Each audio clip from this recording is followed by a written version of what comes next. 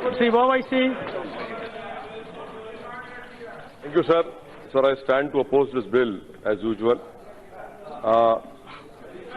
Sir, I want to know from the Honourable Minister, this inclusion of crime syndicate, section 9(6), which you amend and introduce the concept of an organized crime syndicate, and say anyone involved in possession, manufacture, sale, transfer of firearms on behalf of organized syndicate.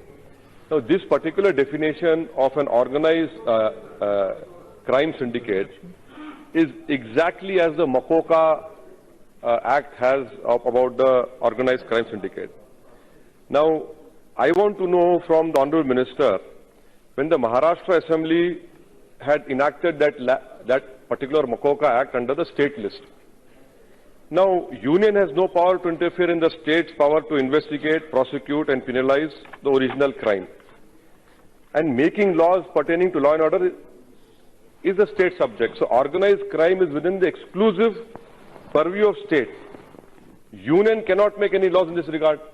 And, sir, may I point out to you that under Article 240 is very clear. States are supreme when it comes to legislation pertaining to state list, and you are supreme when it comes to union list. Why are you interfering in the state list? You know, is there a legislative gap which you are trying to fill it up?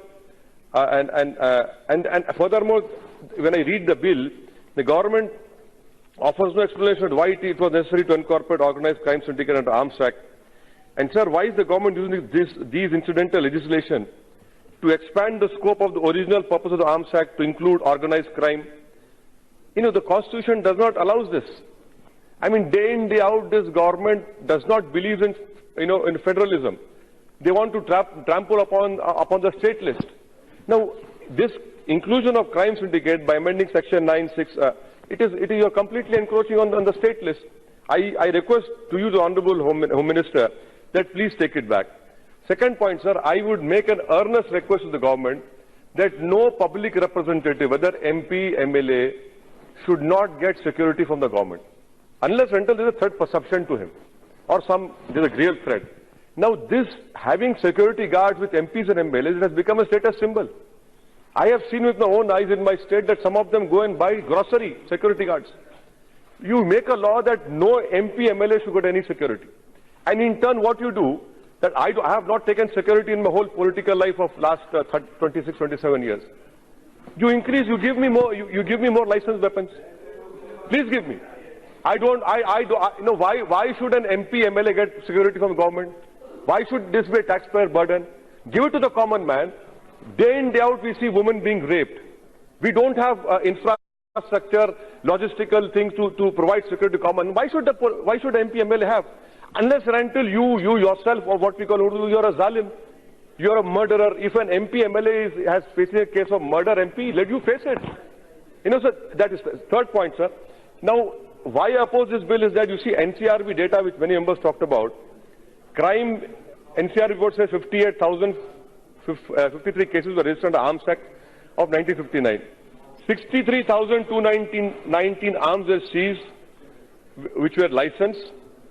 63,219 arms were seized. Out of that, only 3,525 were from people who had licensed weapons, and unlicensed was 59,694. The problem is somewhere else. The problem is with arms from unlicensed people, from unlicensed. We know there are some states I don't want to mention over here, where there are factories which manufacture what we call kattas. Why are you not stopping them? Use UAP against them. You have made an act.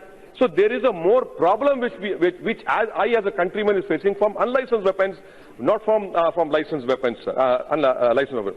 Sir, then you come to 2014 data, sir. Only 14% of people, I'm concluding, only 14 people killed in gun violence was killed by legal weapons. Similarly, all weapons seized under the Act were only 17% were legal firearms. Now, I want to know from Honourable Minister, sir, through your last point, why does this bill prohibit punishment for celebrity gunfire? In UP itself, sir, in 2013, 720 people, including 125 women, died in celebrity gunfire. Why do you require celebrity gunfire for what? You're getting married not to shoot a weapon in the air. You're getting married to a woman, or a woman is getting at man.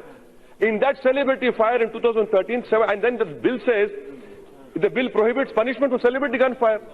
Any celebrity gunfire is attempt to murder. Simple as that. IPC should interfere.